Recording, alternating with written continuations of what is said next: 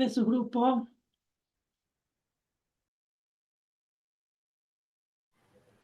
Buenas tardes, doctora. Yo voy a presentar la pantalla. ¿Cuál es su nombre? ¿Ariane? Ariana Uceda.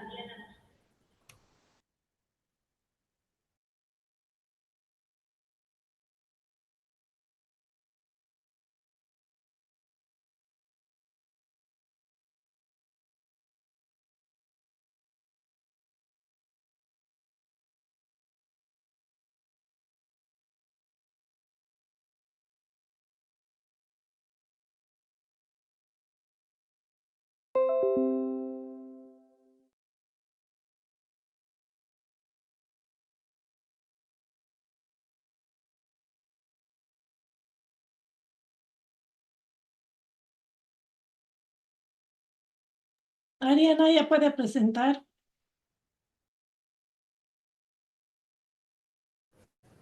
Gracias, doctora. Enseguida.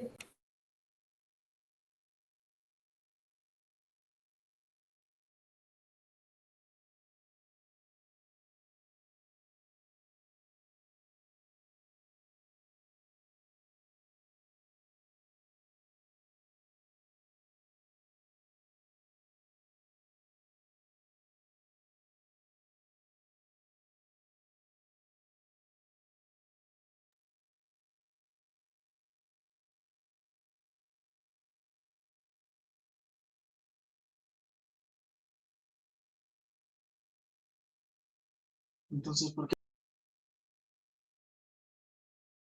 Ya pueden empezar.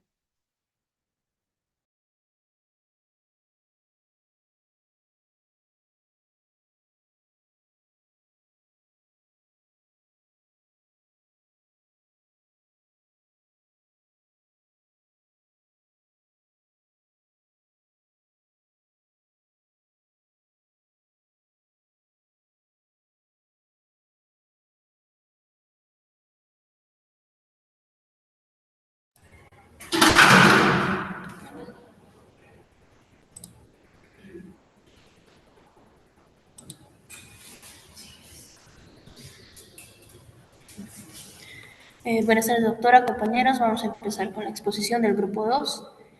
Nos ha tocado exponer lo que es la estructura bacteriana. Estos son los objetivos que están presentes en la plataforma y empezamos con lo que es bacterias. Buenas tardes, doctora. Voy a comenzar yo la exposición. Mi nombre es Maribel López Vía, pertenezco al grupo 11. Para empezar vamos a dar una definición sobre qué son las bacterias. Las bacterias van a ser microorganismos unicelulares, pequeños ya que se miden en micras, pertenecen a las procariotas y van a tener la capacidad de autorreproducción. Esto quiere decir que se van a reproducir por fisión binaria. Según las bacterias, se pueden clasificar según su morfología y según su agrupación. Según su morfología tenemos los cocos, los bacilos y otros como ser los de forma espiral. En los cocos van a presentar una forma esférica, como aquí vemos, y los bacilos van a presentar en forma de bastón. Estos bacilos pueden llegar a presentar lo que son las esporas. Un intermediario entre un coco y un bacilo tenemos a los cocobacilos. Los bacilos pueden llegar a tener una forma irregular. Como vemos aquí, tenemos bacilos un poco más alargados, que están en forma empalizadas. También tenemos aquí los bacilos que van a tener una superficie más ancha y una superficie más angosta, o como vemos aquí, en forma de palito de tambor. Ahora, los que son en forma de espiral, vamos a tener lo que son los vibrios, que van a ser en forma de coma, que van a tener una curvatura. Luego tenemos a los espirilos, aquí tenemos en forma de sacacorcho, con más de una curvatura. Luego tenemos a las espiroquetas, que estas van a poseer varias curvaturas y que le va a servir para movimientos distintos. Según su agrupación, vamos a tener, los cocos pueden estar aislados o pueden estar juntos. Aquí podemos ver cocos aislados y aquí podemos ver dos cocos unidos. Esto ocurre como dijimos, las bacterias se dividen por fisión binaria. Esto ocurre cuando las bacterias tratan cuando se dividen, no se separan, por lo que forman lo que es los diplococos, las tétradas, que son 4 cocos, y pueden llegar a formar lo que son las cadenas, los hepatococos. También pueden llegar a formar en forma cuboidea, como ser las arcinas, y también aquí vemos los estafilococos, que son en forma de racimo de uva. Aquí podemos ver, como dijimos, un cocobacilo, que es un intermediario entre un coco y un bacilo. Aquí se ve mejor los bacilos, que son más alargados. Aquí hay dos bacilos, que son los diplobacilos, y también los bacilos llegan a formar cadenas como ser los estratobacilos. Ahora vamos a ver las diferencias entre una célula eucariota y una célula procariota. La primera diferencia que tenemos es el núcleo. Las células eucariotas van a tener un núcleo evolucionado, como es el núcleo verdadero. Van a poseer lo que es la envoltura nuclear. En cambio, las procariotas no contienen núcleo verdadero. Van a contener un núcleo primitivo que se va a denominar nucleoide, donde va a estar disperso el material genético, que va a estar muy condensado, que va a estar en forma circular, y el ADN de los eucariotas va a ser de manera lineal. Ahora, esto del material genético, según el libro dice que hay bacterias que poseen el material genético de forma lineal. En sus estructuras citoplasmáticas vamos a tener de que las eucariotas van a contener mitocondrias, van a contener retículo endoplasmático, aparato de Golgi, cosa que no poseen las bacterias o las procariotas. Pero sí va a contener en su citoplasma lo que son los ribosomas de 70S, y aquí va a contener lo que son los ribosomas de 80S. Estos ribosomas le van a ayudar a las bacterias a formar proteínas. Luego tenemos lo que es la membrana citoplasmática, que va a estar compuesta por 70% de agua y 30% en la bacteria. Le va a ayudar a la formación de proteínas. Aquí se van a formar lo que son las proteínas. Luego tenemos lo que es la pared celular, que es característica de las bacterias. Esta pared celular va a estar formada por lo que son formado por lo que es el citoglicano, que va a estar compuesto por proteínas, y también va a estar compuesto como la N-acetilglucosamina y N-acetilmurámica. Luego tenemos lo que es la reproducción. La reproducción en las células eucariotas puede estar dada por lo que es asexual o sexual. En cambio, la reproducción de las bacterias va a estar dada por lo que es la fisión binaria.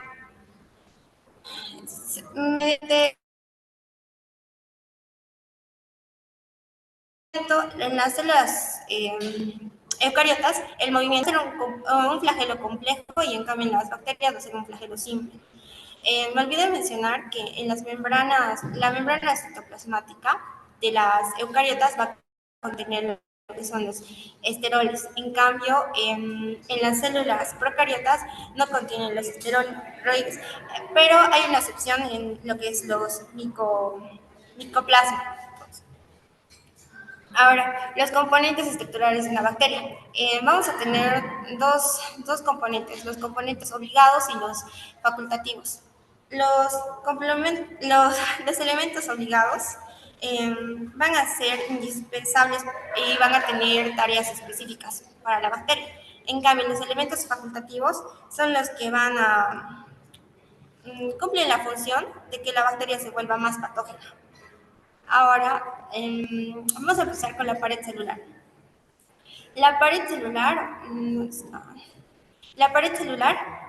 va a ser característica de las bacterias. Como dijimos, va a estar formada por lo que es peptidoglicanos, y esta pared celular va a ser específica de lo que son las bacterias gram negativas. Comenzando con la membrana celular de las bacterias va a estar dada por lo que son, aquí tenemos la membrana celular, va a estar dada por lo que son 2 capas de fosfolípidos y una capa de proteínas. Esta capa de proteínas puede contener más de 200 tipos de proteínas.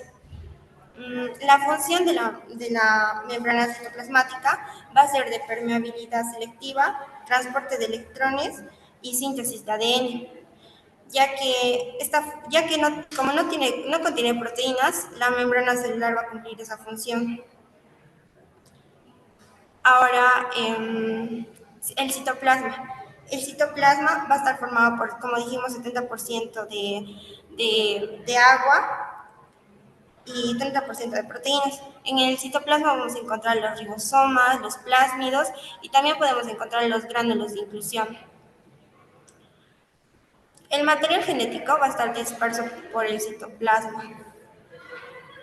Ahora vamos a ver los elementos facultativos. La cápsula, como aquí vemos, no siempre está presente en todas las bacterias. Esta cápsula va a servir para lo que es la adherencia a algún patógeno. Y los flagelos va a estar presente aquí, como aquí vemos. Estos flagelos van a estar formados por lo que es la proteína flagelina. Luego tenemos a lo que son los pilis, que son pelos pequeños o son prominencias o filamentos pequeños, que van a estar compuestos también por flagelina y esta va a tener la función de adherencia al huésped. Los gránulos de inclusión que se van a encontrar en el citoplasma, en este caso no hay los gránulos de inclusión, pero estos son las que van a participar en lo que es el almacenamiento de energía y van a estar formados por lo que son el polihidroxiburítico, también va a almacenar lo que es el glucógeno para la síntesis de proteína. Luego tenemos a los plásmidos. Los plásmidos van a ser secuencias, moléculas cortas o secuencias cortas de ADN, gracias a esta, la bacteria se va a ser más resistente contra los antibióticos. Por último tenemos las esporas. Las esporas van a estar compuestas de lípidos y también van a estar compuestas de pocas cantidades de agua. Su función va a ser protección y protección hacia la especie. Ahora, en la pared celular va a cumplir estas funciones. Como dijimos, va a dar forma a la bacteria. Por eso las bacterias vamos a poder diferenciarlas entre cocos, entre bacilos y los espirilos. También cumple la función de protección para evitar la destrucción de la bacteria. También va a permitir lo que es la entrada y salida de sustancias o iones. Interviene en la división celular y también va a ser lo que es de antígenos de superficie. Ahora, gracias a la pared celular podemos diferenciar lo que son las bacterias gram positivas y gram negativas. En las bacterias gram positivas se van a diferenciar por lo que es el peptidoglicano. Van a tener una capa de peptidoglicano más gruesa y las negativas van a tener una capa de peptidoglicano más delgada. Ahora, las gram positivas van a tener lo que es el ácido tectónico. Esta tinción va a ser de color violeta azulado y las gram negativas van a ser de color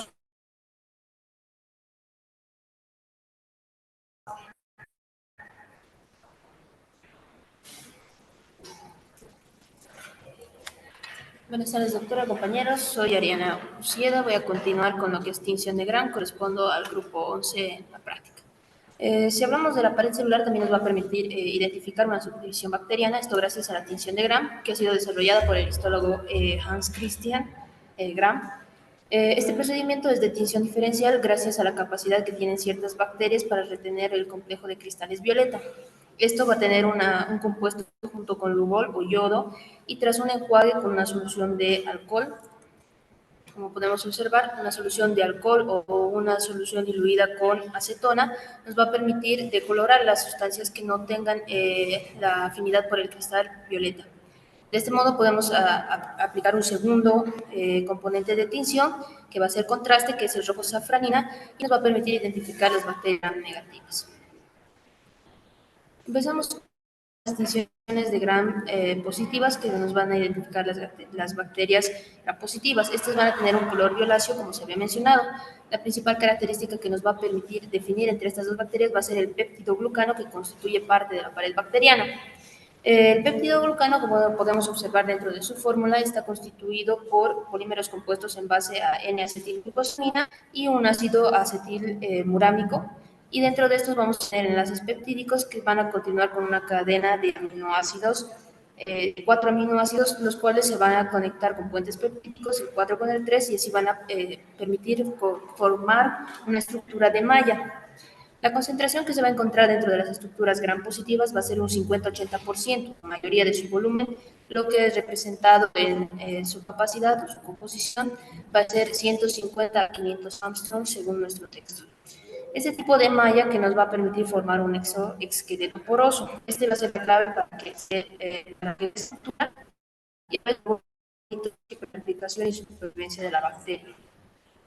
Ante la degradación de este enlace que se va a formar entre el ácido acetilglucosamina y el ácido acetilmurámico, nos va a permitir, mediante la lisina, el deshacer estos enlaces peptidoglucanos, y con esto la bacteria va a adquirir una forma de protoplasto, que es la forma L.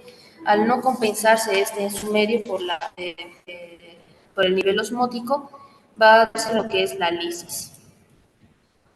Pasando a otros componentes que se contienen dentro de la pared celular, vamos a tener a las proteínas. En el caso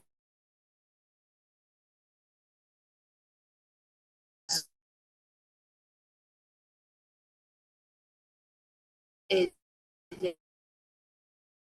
estreptococo, vamos a tener la proteína M, que se menciona como gemencia, que va a ser provocar respuestas inflamatorias, Staphylococcus aureus, la proteína A de liberación de histamina al provocar la reacción de anticuerpos. Así también vamos a contar con otros componentes como son el ácido ticoico, que se menciona en el libro, es un polímero fosfatado de poliol. Estos van a componer igual un factor de virulencia que se identifica por los factores de la defensa.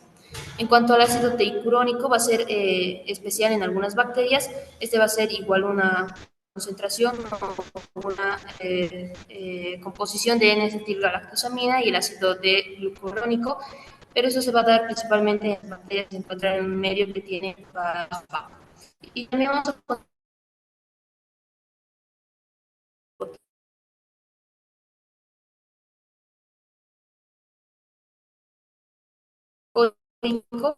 este va a tener eh,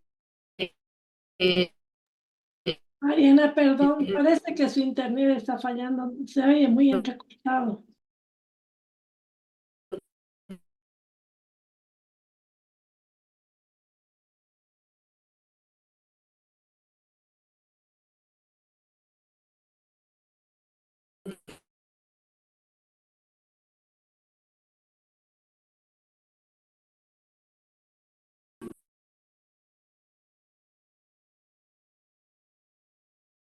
Aló, Ariana, si nos oye, no se oye nada.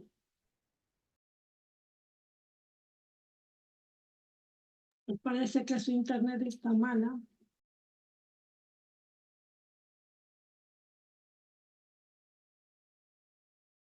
¿Alguien más del grupo tiene la presentación? Maribel, Un momento, doctor, ahora lo estamos solucionando. Un momento, por favor. eso como recomendación, va a ser bueno siempre que más de uno tenga la presentación para poder pasar.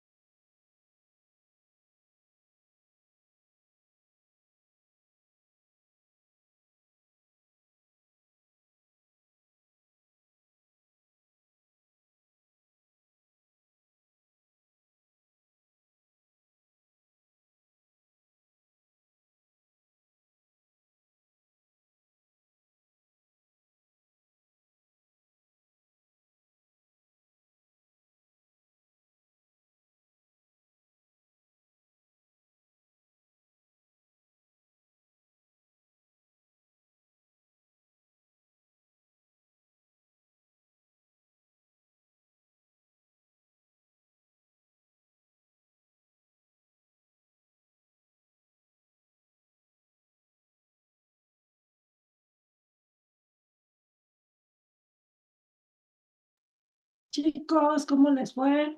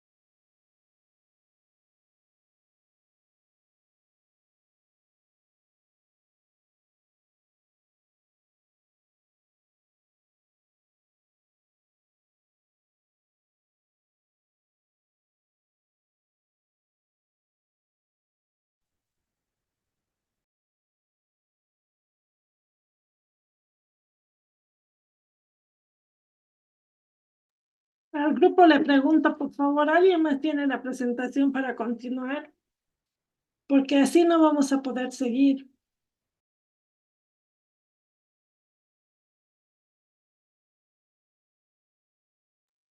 ¿El grupo sigue en sala o ya se fue?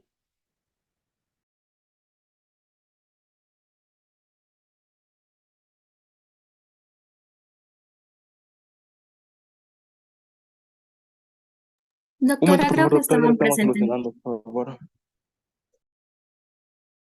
Perdón, no oí hablar a los dos al mismo tiempo. Un momento, por favor, ya estamos entrando nuevamente.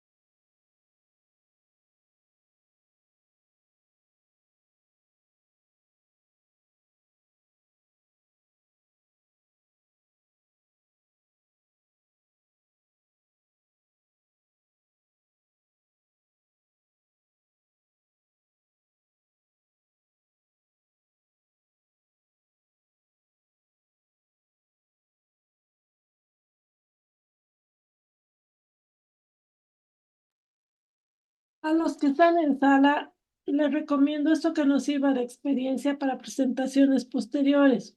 Si solo uno tiene la presentación y falla su internet, se corta el proceso. O sea que por favor les voy a pedir que prevean eso.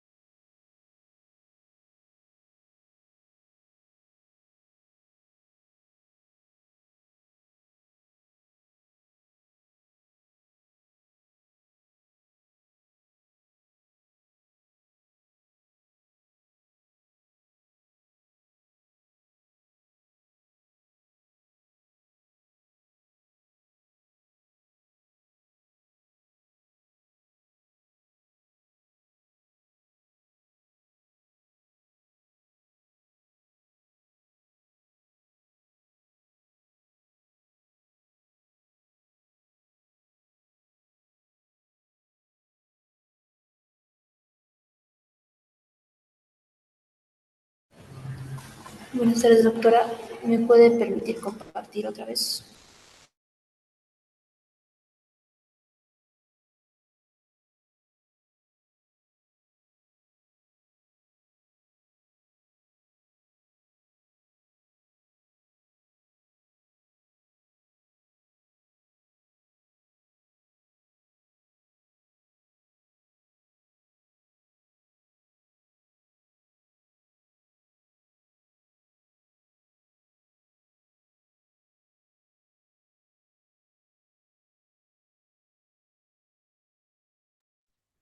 Doctora, ¿puede permitir a compartir a mi compañera?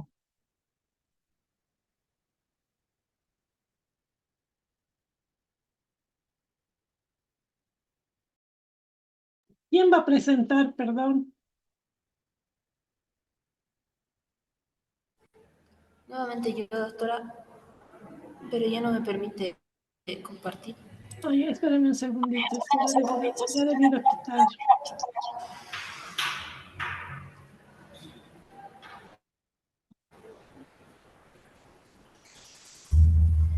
Debería poder, aquí está como anfitriona.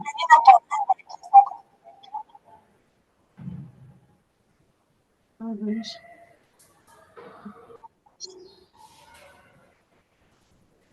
A ver, ahora intente. Ahora sí, doctora.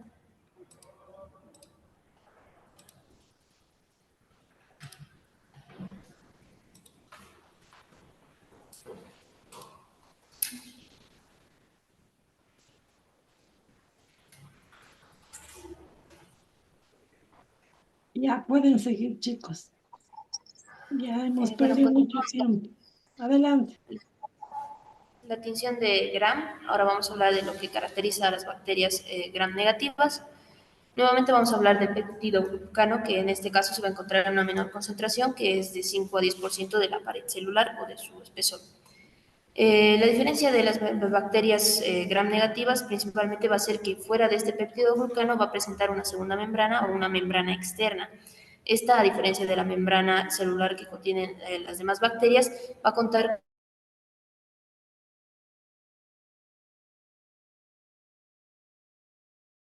capa, pero en su parte interior se va a encontrar los fosfolípidos y a su vez va a contar con dispositivos de secreción y proteínas transmembrana. Parte de lo que identifica a estas bacterias va a ser que al escindir lo que es el peptidoglucano, al escindir la membrana y el peptidoglucano, al contener una membrana externa, la forma L o la forma por la lisocina que van a adquirir ya no va a ser de protoplastos, sino de esferoplastos. Continuando con algunos de los componentes que destacan dentro de esto, van a ser los dispositivos de secreción que se habían mencionado, van a ir del 1 al 5. Dentro de estos, el ejemplo que se nos menciona en el texto es el 3. Estos van a tener principalmente un factor de virulencia, ya que permiten inyectar las proteínas, en este caso inyectarlas a otras células para así activar una reacción inmunológica. Dentro de los lipopolisacáridos que dijimos que van a constituir la capa externa de la membrana externa, va a funcionar como una endotoxina, ya que estos van a generar principalmente las reacciones como puede ser fiebre o coagulación interna diseminada. Dentro de esto también podemos mencionar proteínas transmembranas que sí van a actuar como una permeabilidad en el caso de las denominadas porinas, pero estas van a tener una permitibilidad solo de moléculas de 700 daltons o hasta moléculas de 700 daltons. De esto pasamos a las proteínas estructurales y receptores que se van a constituir en esta membrana externa y específicamente a las zonas de adhesión que van a permitir una vía membranosa que permiten pasar los componentes de la membrana interna a la membrana externa. De este modo, las lipoproteínas se van a unir también a la membrana interna mediante enlaces covalentes.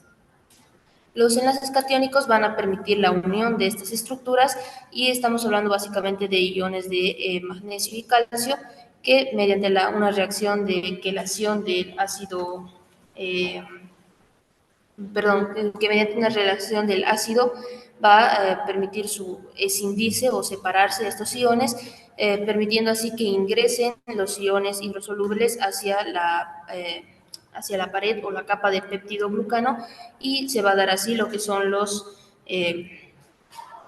esferoplastos. Continuando con la importancia de los lipopolisacáridos, que se va a hablar más adelante más exactamente de su estructura, ahora podemos mencionar que tiene 3 porciones: un lípido A, que va a permitir la conexión a la membrana externa de la bacteria, una porción core y una porción antígeno O, que va a permitir las reacciones inmunológicas. Como había mencionado antes, parte del factor de virulencia que componen los lipopolisacáridos van a ser las reacciones que desencadenan, que puede llegar a una hipoglicemia, a una trombosis, al shock o una hipotensión, debido a la permeabilidad vascular, y así también como puede llegar a generar fiebre. Continuando con las principales diferencias que hemos mencionado y a modo de resumen, hablamos de las características de membrana. Dentro de esto podemos hablar que entre las gram positivas y gram negativas, las principales diferencias van a ser el color de la célula de adhesión: uno va a ser violeta, el otro rojo rosado; el género representativo, que en un lado podemos tomar de ejemplo las Staphylococcus y Streptococcus, y por otro lado las Echarechas que tenemos dentro de las colonias intestinales. También dentro de los componentes ya estructurales de nuestras membranas vamos a hablar del peptidoglucano, que en uno se encuentra en capa gruesa, en el otro una capa más delgada; el ácido tectóico y el ácido lipotectóico, que se van a encontrar presentes en las bacterias gram positivas y no así en las gram negativas. A la vez, la membrana externa, que es únicamente de las membranas, de las células gram negativas, las bacterias gram negativas, que también va a contener sus lipopolisacáridos, que están ausentes en las gram positivas. Y por último, las proteínas, que se van a encontrar ausentes en las gram positivas y sí en las gram negativas, ya que estas contienen la membrana externa y así permiten el paso de las diferentes composiciones. Por último, el periplasma, que va a constituir un espacio entre las dos membranas. Al no existir una membrana externa en las gram positivas, este no existe, pero sí se va a encontrar entre la membrana externa y la membrana interna de las gram negativas. Y en cuanto a las otras características de la membrana gram positiva, podemos hablar de la esporulación, que se va a dar en algunas cepas de las gram positivas y no así en las gram negativas. Y por último, la cápsula, que se encuentra presente a veces rodeando la membrana externa en el caso de las negativas, o rodeando los peptidoglucanos en el caso de las negativas. Ambas son resistentes a la lisozima. La membrana externa presenta mayor resistencia. Y por último, vamos a hablar de la producción de excitocina, que se da en algunas cepas de las gram positivas y en algunas cepas de las gram negativas.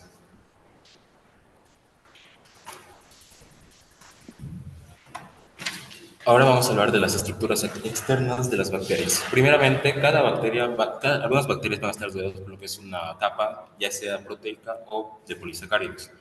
Esta capa se le denomina normalmente glucocálidos. Esta puede ser de dos tipos. Si es una capa muy condensada y que isolia estrechamente a la célula y no deja pasar partículas, la vamos a denominar cápsula, como las que encontramos aquí arriba. Pero si al contrario, esta tiene una consistencia laxa y no está muy unida a la célula y no excluye partículas, la vamos a denominar capa mucilaginosa. Hay una excepción, que es el Bacillus anthracis, que su cápsula va a estar formada por polipeptídicos. La cápsula no es necesariamente importante para el crecimiento de la bacteria, pero sí es importante para su supervivencia, ya que esta va a hacer y no van a poder pasar moléculas hidrófobas como lo que son los detergentes, y también va a evitar la fagocitosis de otras células. También va a ayudar a adherirse a otras bacterias o tejidos. Y finalmente, algunas bacterias como la Pseudomonas aeruginosa y el Streptococcus aureus van a formar lo que es una biopelícula polisacárida, que es cuando se encuentran en un medio adecuado y es un número adecuado. Estas van a formar lo que es una comunidad bacteriana que les va a ayudar a protegerse. Vamos a pasar ahora a los flagelos. Los flagelos van a ser apéndices propulsores con forma de cuerda. Se conocen 4 tipos. Tenemos a los monotóricos, que el de aquí, por ejemplo, que solo es un flagelo de un solo polo de la célula. Luego tenemos a los lofóticos, que van a ser múltiples flagelos de un solo polo de la célula. Luego tenemos a los anfitíricos, que van a ser 2 flagelos, uno de un polo y el otro del polo opuesto. Y finalmente los perítricos, que van a ser múltiples flagelos por toda la superficie de la célula. El flagelo va a estar formado por varias subunidades de flagelina, como vemos aquí, de forma helicoidal. Esta flagelina va a ser puede desencadenar lo que son las respuestas inmunitarias. El flagelo se va a unir a la bacteria mediante 2 estructuras. Primero tenemos al gancho, que es una estructura corta y curva, y se une al cuerpo basal, que es la segunda estructura. En esta segunda estructura vamos a encontrar lo que son diversos anillos. El flagelo le va a servir para dar motilidad a lo que es a la bacteria, moviéndolo en forma de látigo. Esta se mueve gracias al potencial de membrana. Pasamos lo que son a las fimbrias o pili. Muchas bacterias gram negativas van a poseer lo que son estructuras piliformes localizadas en la parte externa. Estas se le denominan fimbrias o pili. Van a estar formados por subunidades de pilina. A diferencia de los flagelos, van a presentar lo que es un diámetro menor, considerando de 3 a 8 nanómetros a 15 a 20, que es el flagelo, y un tamaño de 15 a 20 micrómetros. Van a favorecer en la adhesión, pues en sus puntas pueden contener adesina o lectina. Las lectinas se van a unir lo que son a los azúcares. Las adhesinas también son importantes para la colonización y propagar la infección, como en el caso de la infección del aparato urinario por la Escherichia coli, también por la infección de la Neisseria gonorrhoeae. Estas fibras también van a dar lo que es motilidad a la bacteria, pero de una forma diferente al movimiento flagelar. Las moléculas de pilina van a formar lo que es un cilindro recto y sus puntas se van a adherir a una superficie, mediante que las pilinas de la porción interna se van a despolimerizar, logrando un movimiento. Este movimiento se conoce como fasciculaciones. También vamos a hablar de otro tipo de pili, que se conoce como pili F o pili sexuales, como vemos en esta imagen, que las fimbrias van a formar lo que es un túbulo que se va a unir a otra bacteria. De este modo van a poder pasar lo que es transferencia de los cromosomas bacterianos. Ahora vamos a hablar de bacterias con estructuras alternativas. Primero tenemos a las bacterias ácidos resistentes. Estas generalmente son las micobacterias y presentan una pared que contiene ácidos micólicos, como vemos aquí.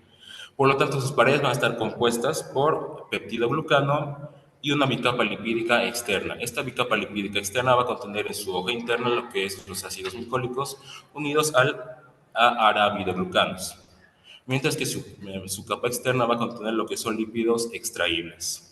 Estas bacterias se le conocen como ácidos resistentes. Y finalmente tenemos los micoplasmas, que estas van a carecer de pared y no van a contener peptidoglucano, por lo que van a ser inmunes a los fármacos que se encargan de inhibir la síntesis de la pared celular, como las penicilinas.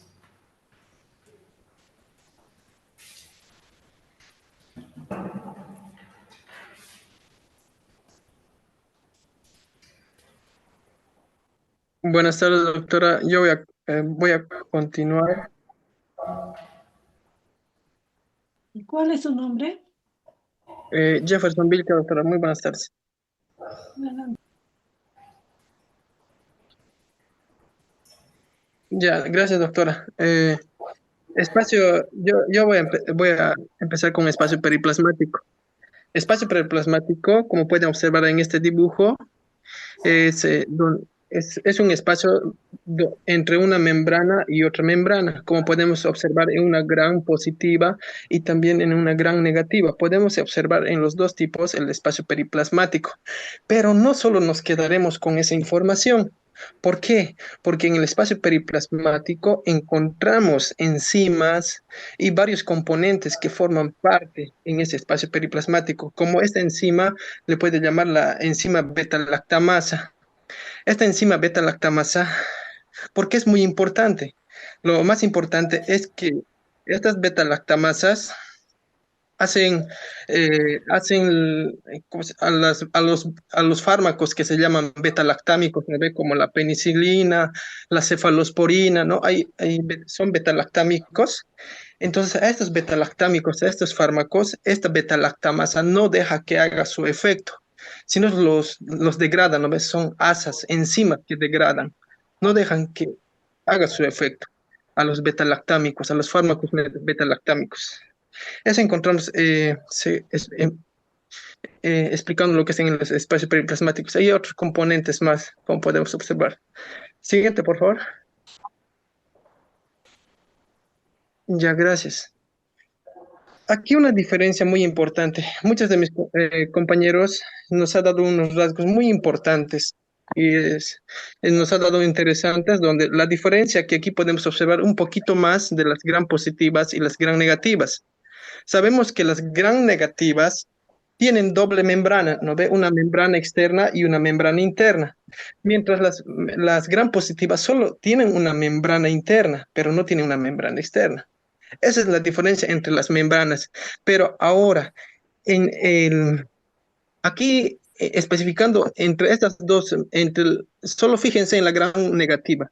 Explicando de la gran negativa, como podemos observar dos membranas y en su parte central está el espacio periplasmático, pero ahí podemos encontrar también el pared celular que está formado por péptidoglucano, ¿no ve?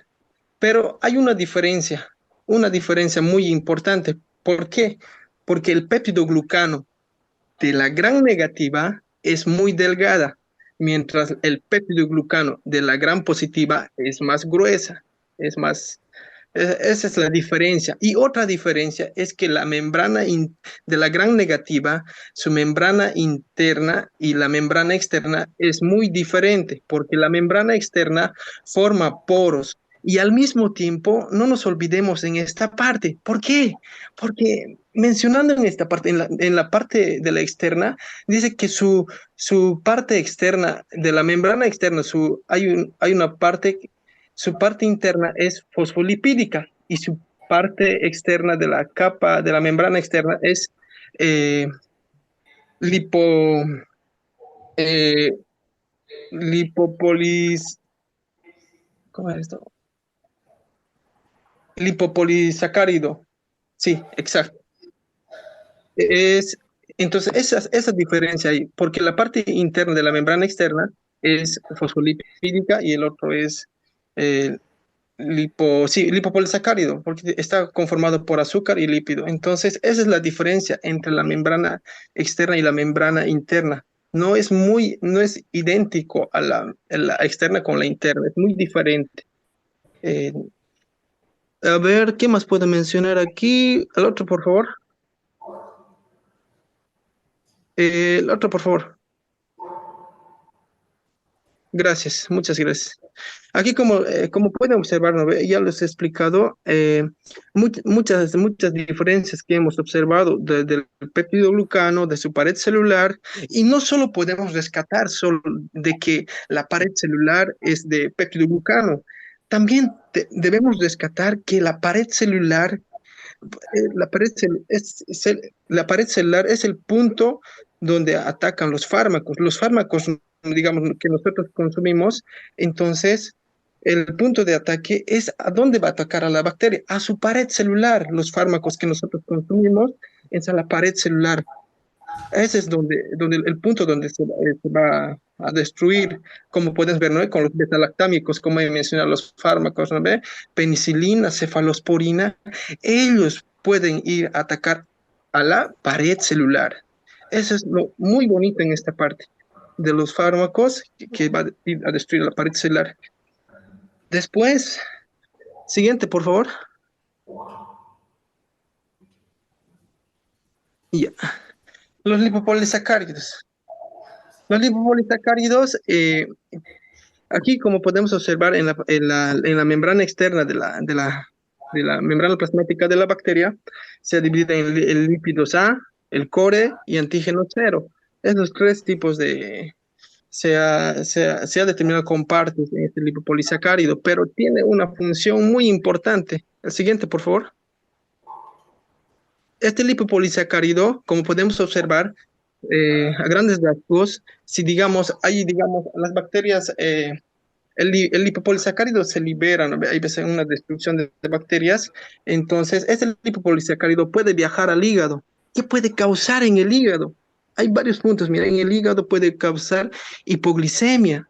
Si va, digamos, a otras partes, también aquí puede causar hipotensión, puede causar muchos tipos que pueden ser un daño para nuestro organismo mismo. El liposacárido es muy importante en esta parte, dañina para nuestro cuerpo. Y no nos olvidemos sobre la gran negativa. Las gran negativas, a grandes rasgos decirles, son las únicas que producen endotoxinas, las gran negativas. Otro, por favor. Ya. El ácido resistente. Parece hablar de ácido resistente.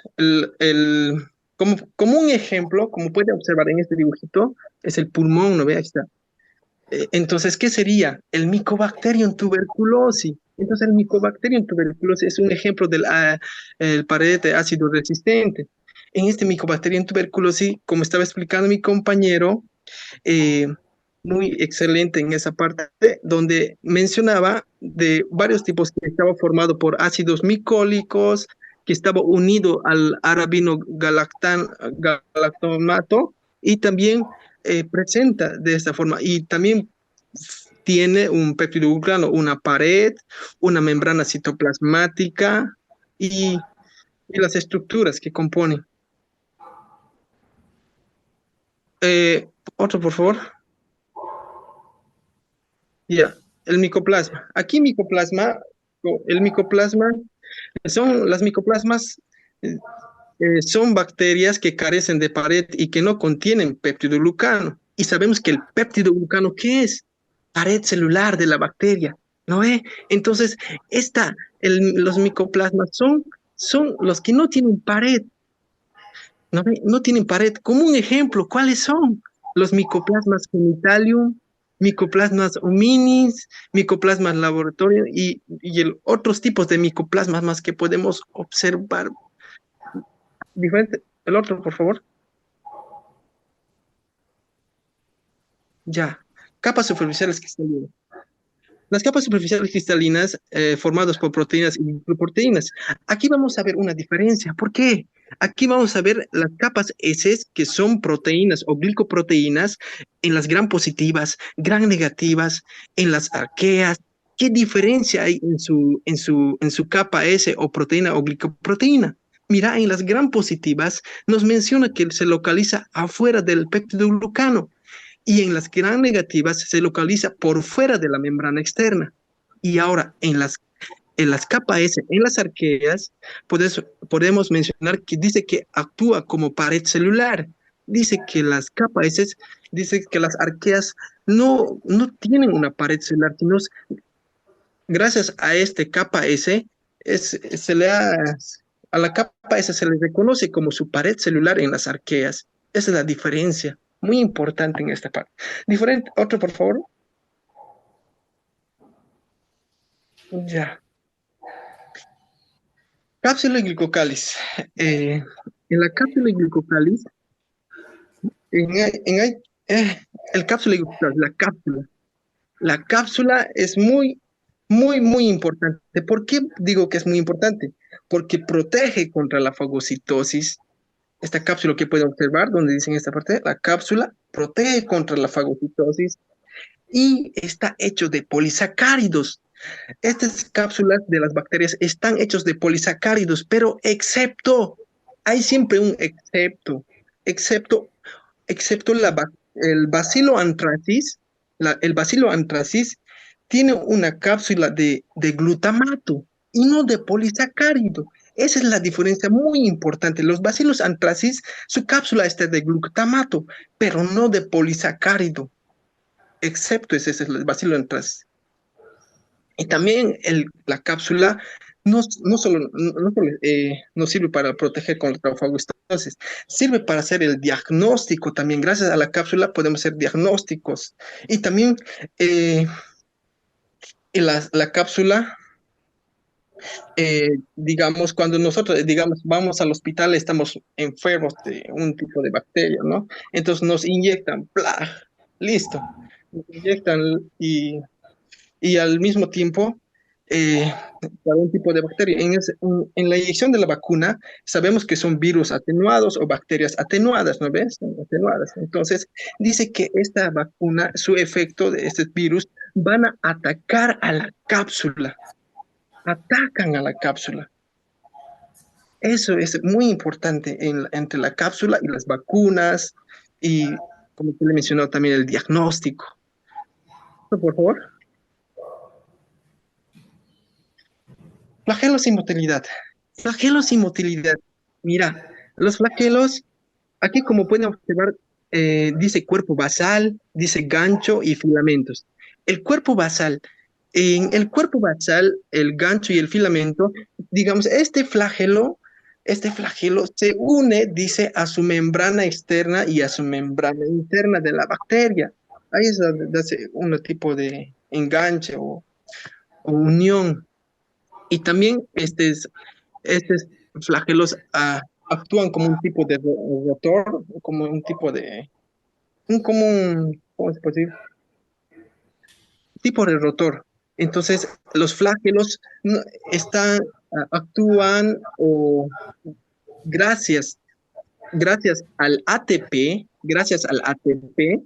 los flagelos tienen esa movilidad, pero un ejemplo mayormente que le determine la movilidad es a través de la quimiotaxis. La quimiotaxis hace el efecto de la movilidad de su flagelo de la bacteria. Siguiente, por favor. Aquí está, como podemos observar, la flagelación de diferentes tipos. Eh, Aquí A, B, C y D. Entonces, podemos observar en la parte de la flagelación, en el tipo A, podemos ver distintos monótricos, como podemos observar, podemos dar un ejemplo como el vidrio cholerae, y también en lofótropos, anfítricos, perítricos. Los perítricos, como podemos dar un ejemplo, el Escherichia coli. Es muy bonito en esta parte.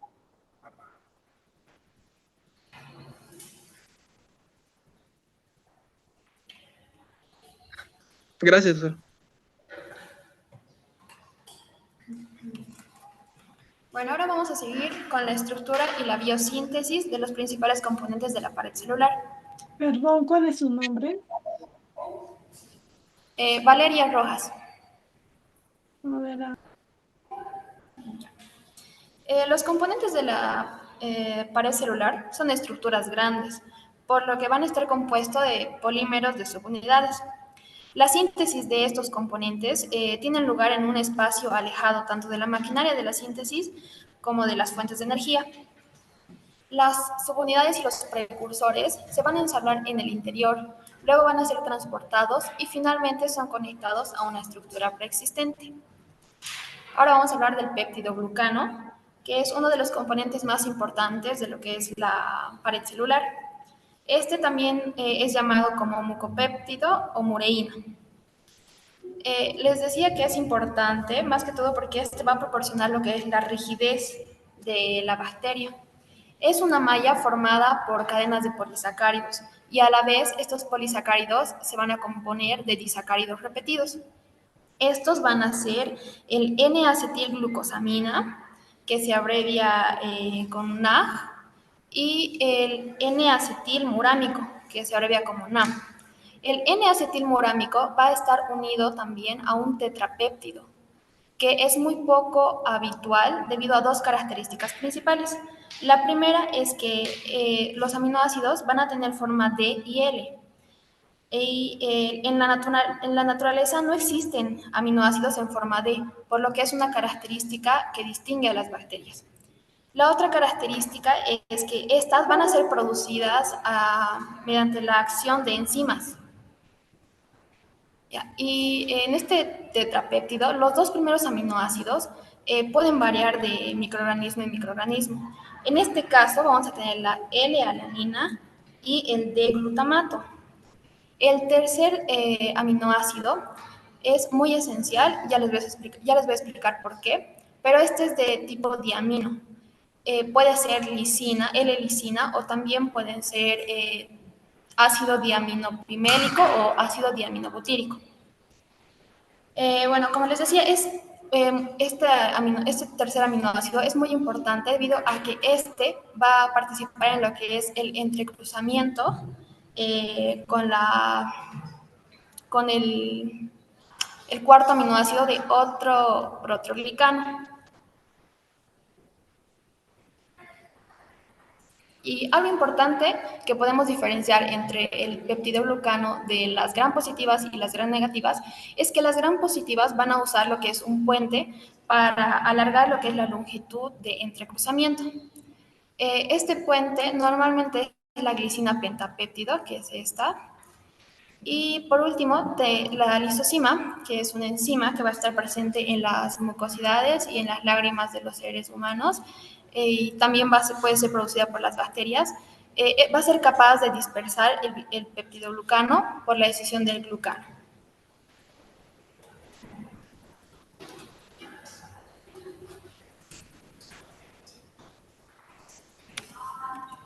Doctora, buenas tardes. ¿Me escucha? Sí, ¿cuál es tu nombre? Me llamo Yamil Medina, doctora. ¿Está bien? Bueno, continuando, les voy a hablar sobre lo que son las pilis o las fimbrias. Las pilis son apéndices superficiales dispuestos en la parte externa de la bacteria y estas van a presentar diferencias con lo que son los flagelos. Se van a diferenciar debido a que los pilis son más cortos, más finos y estos van a poseer un diámetro mucho menor que el de los flagelos. Las pilis van a estar formadas por subunidades conocidas como las pilinas. Y en sus extremos vamos a encontrar lo que son proteínas conocidas como las adhesinas o también se les conoce como lectinas, evacinas y agresinas. Pues la función de estas proteínas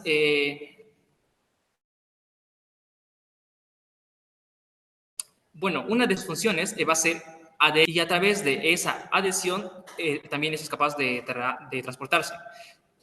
También estas pilis,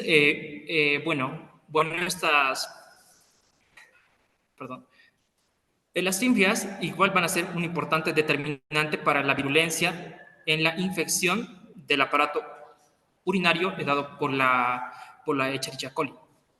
Vamos a encontrar también lo que son las pilis sexuales. Las pilis sexuales se van a unir a otras bacterias a través de sus prolongaciones de los pilis y estas van a intercambiar lo que es en parte el material genético de cada bacteria. Vamos a seguir con las endosporas. Las endosporas, básicamente van a ser como esporas que se van a encontrar dentro de las bacterias. Van a ser producidas netamente por las bacterias, pero para que se produzca una endospora es necesario que la bacteria sea sometida a lo que es un ambiente adverso. ¿Qué quiero decir con esto? Bueno, que la bacteria tiene que estar sometida a un ambiente en el cual ésta ya no tiene nutrientes para poder mantenerse en su estado vegetativo.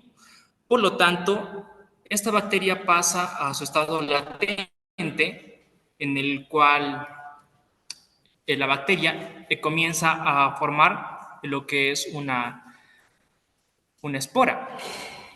Aquí, la imagen de la derecha, en el superior, podemos ver, vamos a comenzar con lo que es la formación del filamento axial del ADN. Posteriormente, la membrana la membrana plasmática de esta va a surgir ciertas conformaciones estructurales, sufre alteraciones en su conformación y posteriormente esta se va a separar en dos. La porción que se encuentra separada se va a conocer como la espora. Pero antes de que suceda esto, tienen que existir prolongaciones de lo que es la membrana citoplasmática de la bacteria. Esta se va a encargar de engullir a lo que es la preespora.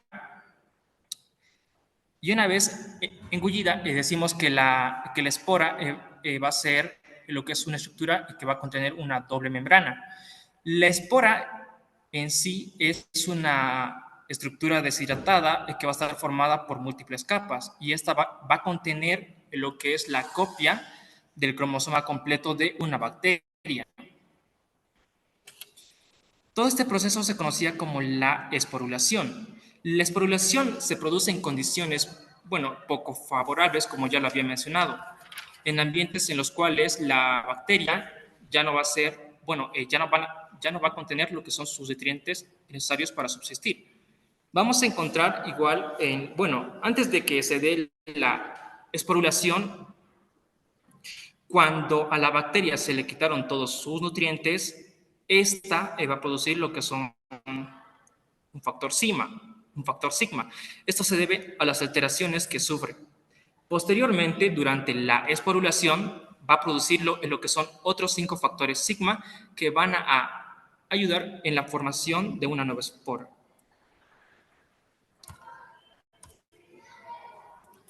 Un momentito, por favor, me faltan diapositivas aquí.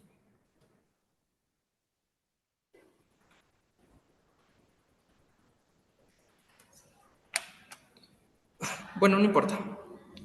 Las esporas van a estar compuestos, bueno, en cuanto a las propiedades de una espora, las esporas van a estar compuestas por lo que es un núcleo. Van a estar compuestas por lo que es un núcleo. En el núcleo vamos a encontrar lo que es el material genético. Es la parte más interna o la parte más profunda de lo que es la espora.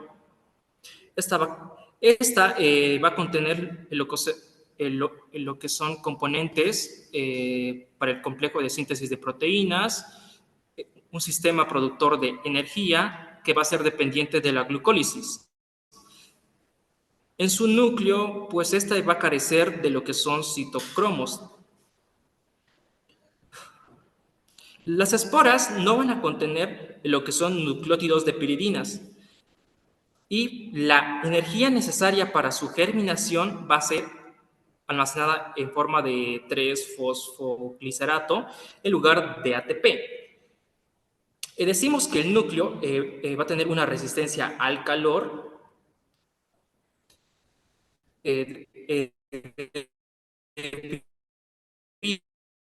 debido a que éste se va a encontrar a la presencia de dipicolinato de calcio. Otra de las partes de la espora es la pared de esporas, que es la capa que se encuentra por encima del núcleo.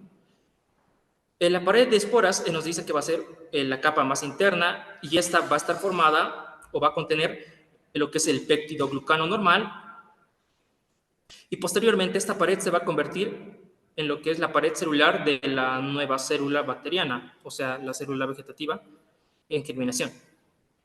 Por encima de la pared de esporas vamos a encontrar lo que es la corteza, que va a ser la capa más gruesa que va a envolver la espora. Este va a contener lo que es un tipo inusual de peptidoglucano, con muchos, bueno, nos dice que con menos enlaces cruzados que los que encontramos en el peptidoglucano de la pared celular. Vamos a encontrar igual lo que es una cubierta, que se va a contener por proteínas similares a la queratina. Van a contener igual muchos enlaces de disulfuro intramoleculares. Y esta cubierta le va a otorgar a la bacteria, a la espora, lo que es la impermeabilidad, que le da su resistencia a los agentes químicos antibacterianos. En su parte más externa encontramos lo que es el exosporio. El exosporio, que va a estar compuesto por lípidos, carbohidratos y proteínas, va a consistir en una capa basal paracristalina y una región externa con aspecto piloso. Ok.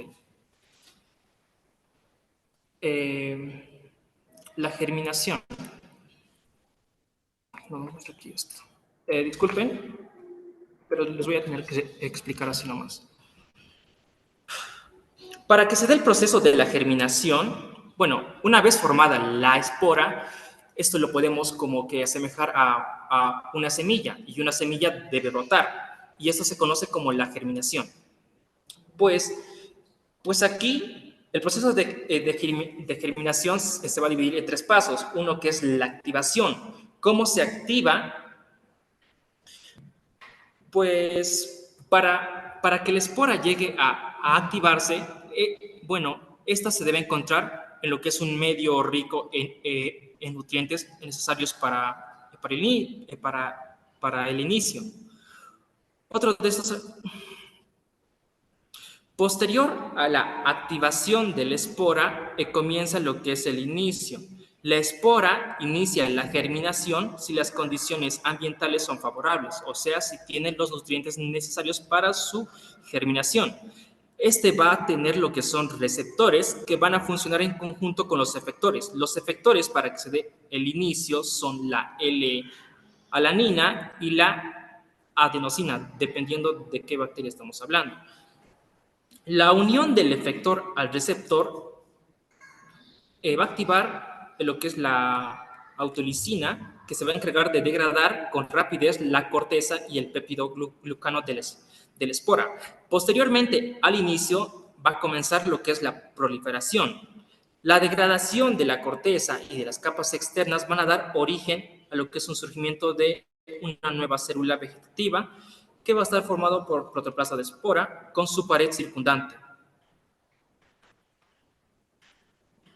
Eso llegaría a ser el fin del ciclo de la germinación.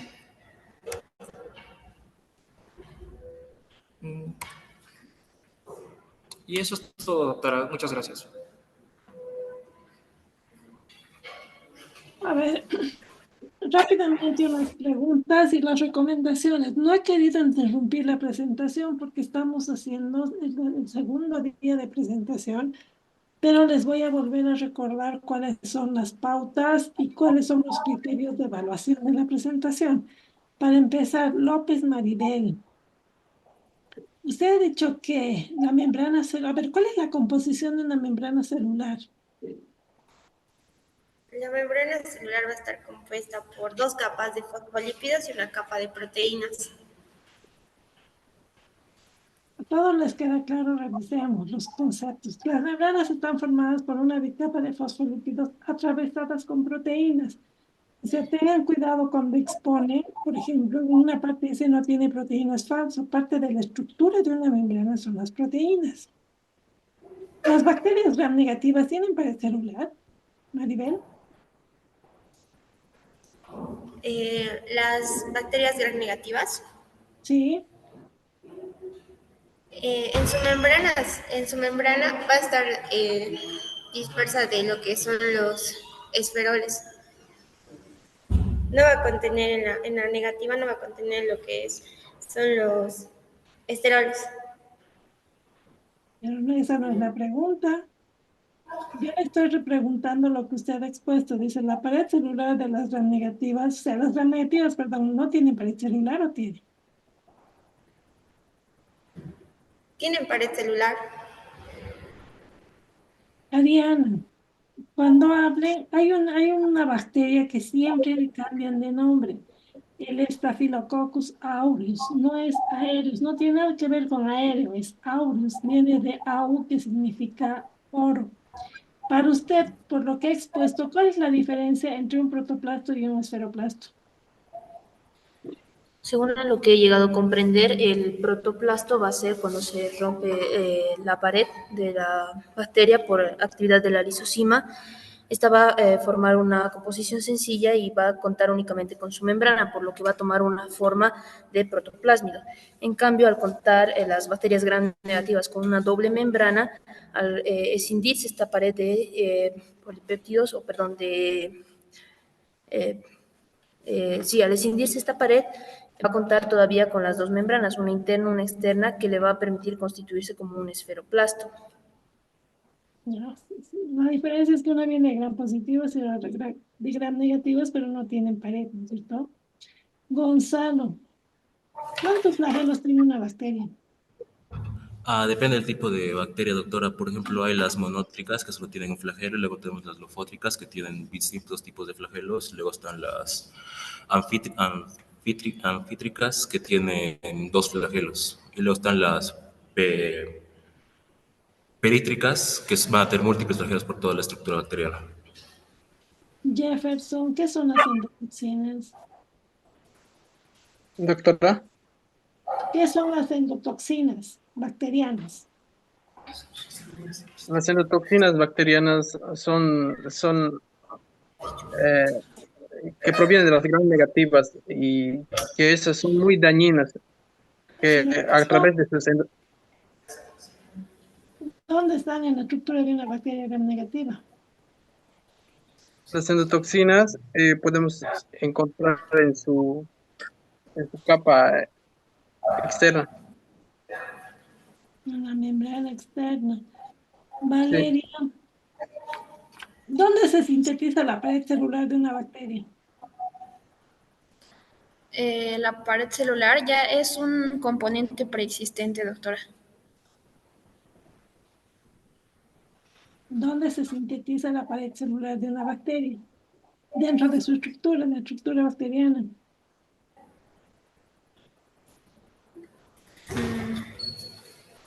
No, no recuerdo bien, doctora.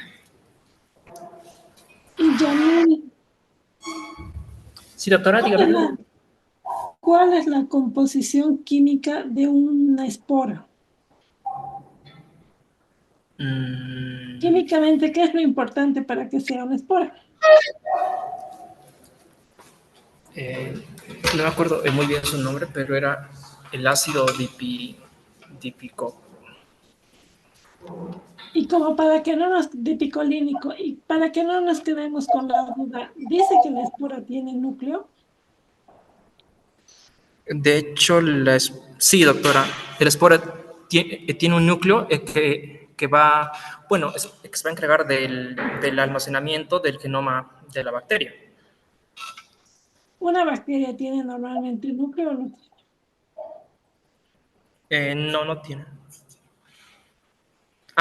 ¿Dijo núcleo o nucleolo, doctora? Perdón.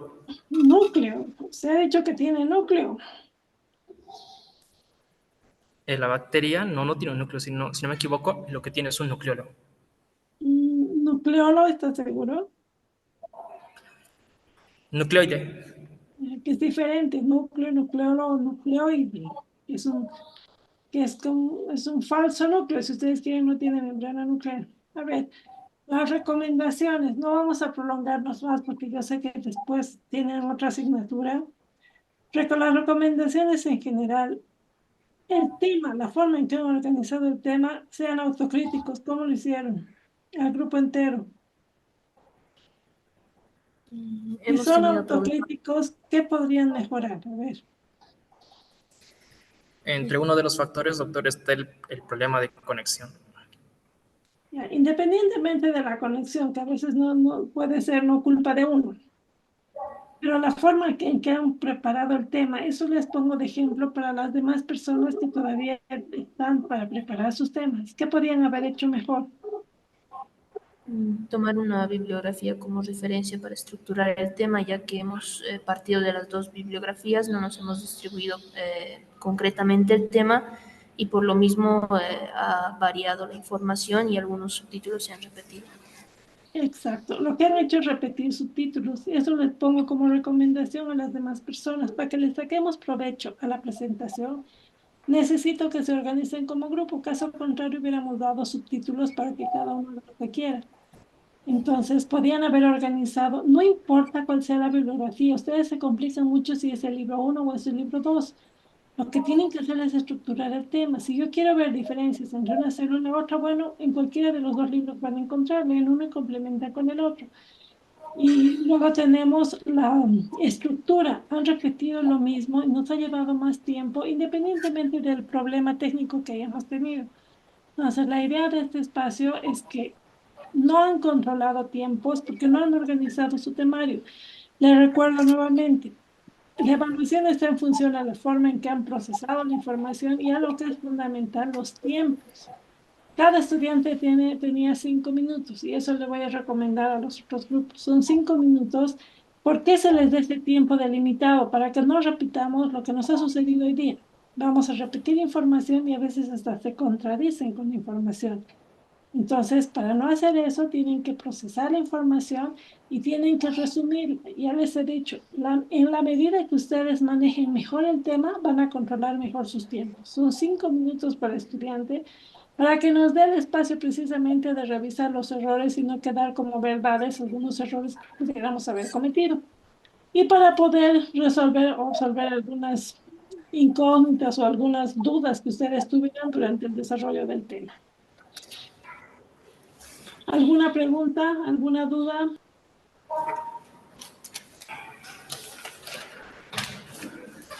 Con las recomendaciones establecidas entonces y en honor al tiempo vamos a llegar hasta acá. Así que ya saben, por favor, a los grupos que siguen, organicen, tienen que estudiar el tema. No es simplemente distribuirse algunos subtítulos, porque si no les va a pasar lo que ha pasado hoy día. No sé si tienen algún comentario, duda.